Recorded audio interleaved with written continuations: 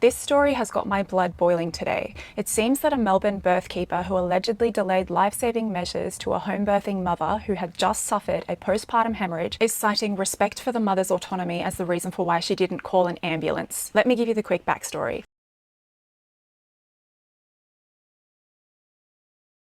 Stacey Warnocky, a 30-year-old wellness influencer, sadly passed away after a post-birth hemorrhage during her elected free birth at home. She was in the company of her husband, her new baby boy, and an unregulated birth support worker who advertised herself as a birth keeper. The hemorrhage was treatable, but sadly, she didn't make it in time. A free birth is where a mother chooses to give birth at home without any registered healthcare professionals such as doctors or midwives. The philosophy behind a free birth is that it offers women greater autonomy and control during childbirth, which is appealing to those who may want to avoid the cascade of birth interventions or who have a distrust of the medical system. And hey, I am certainly empathetic to such causes, especially given my story, but that's not what I want to focus on today. A birth keeper, such as the woman who was there with Stacey, does not have any formal medical training and operates entirely outside of the medical system. So you could argue that they don't have the same responsibility for providing care for a mother as a doctor or a midwife does. But do they have the same responsibility as the average citizen to uphold, respect, and when necessary, call for help that might save a human life?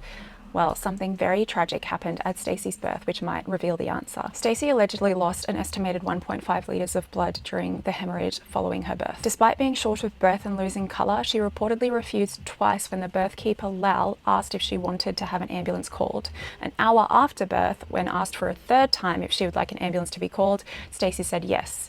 When the ambulance arrived, they find her clammy and in an altered state of consciousness, and the state of the room was such that they recognised it had been a postpartum hemorrhage. Despite driving her to the hospital and doctors employing heroic attempts to save her life, Stacey unfortunately passed away. This is an incredibly tragic story, and my heart goes out to Stacey's husband, her son, and their entire family. I admire Stacey's noble desire for autonomy during her birth, and I'm sure she made the choice to have a free birth with her and her baby's health in mind. She clearly had a strong will and fought hard for her life. May she rest in peace. The unfortunate fact of the matter is that if the ambulance had been called immediately, Stacey's life might have been saved.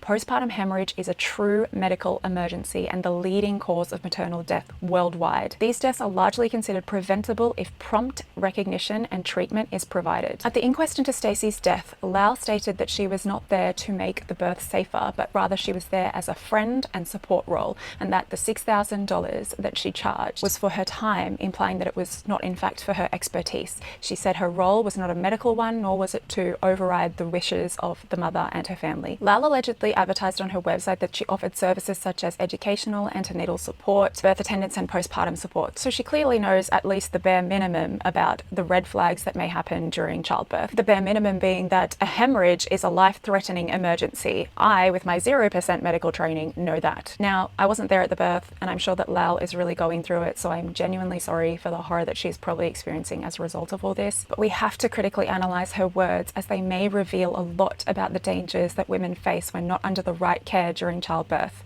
This situation also calls into question this absurd view on maternal autonomy that seems to have been creeping into the conversation recently. Let's examine the quotes more closely. This is direct from news.com.au. She, the coroner, asked Miss Lau whether she would call an ambulance if there was significant blood loss. I would ask how she's feeling, but no, I wouldn't say I think you've lost too much blood. That's not my role, Miss Lau said.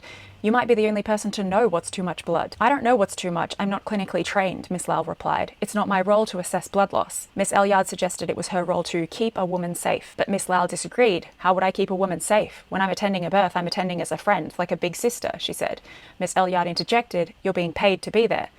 Some women don't call me to come to their birth, Miss Lau said. I don't charge specifically for birth. When I'm at a birth, I'm attending as a supportive friend. I'm not there to make a birth safer. Pardon my bluntness, but last I checked, friend and support were terms that implied you want to keep the person safe. You want to help. You want to provide information that might save their life. And as a friend, I would argue that it is actually your responsibility to ensure the well-being of your friend. Would you also refuse to call an ambulance on your other friends if they lost 1.5 litres of blood? Personal anecdote. When my baby was going into sepsis, my husband and I had no knowledge, no point of reference, so we didn't know just how sick he was. It was my sister who happened to be there with her knowledge and wisdom of having had kids herself, who told us, he's taking 70 breaths per minute. That's concerningly high. I think you should go to emergency. And we did, and his life was saved. Praise God. Prior to her saying that, we were genuinely planning to wait it out.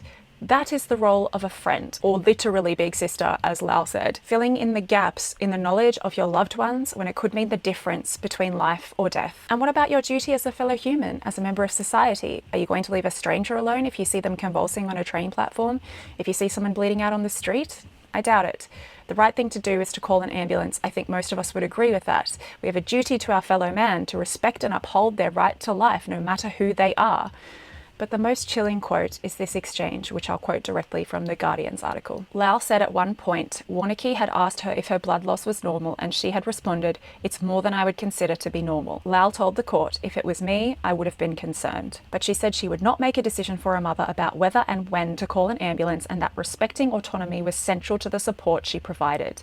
With hindsight, she said, she might have pushed harder for Warneke's agreement to call an ambulance, but still would not have made the final decision. Please, can we stop telling women that we are respecting their autonomy when that supposed respect involves withholding information? When Stacey asked if her blood loss was normal, that was her placing weight on Lal's expertise and asking for her informed opinion and for her help. On top of this, Stacey was in a distressed, exhausted and pained state, and she was therefore not in a state to rationally consent.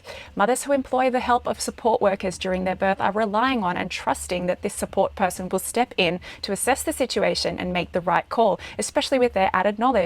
At the very least, when in a life or death situation, which is what Stacey was. Asked whether she thought she had a responsibility, Lal replied, "I have a responsibility to myself to make sure that I am being honest about what I think and to support women the way they want to be supported." If respecting autonomy means stepping back during what appears to be a life-threatening emergency, then we need to ask whether this is truly serving women.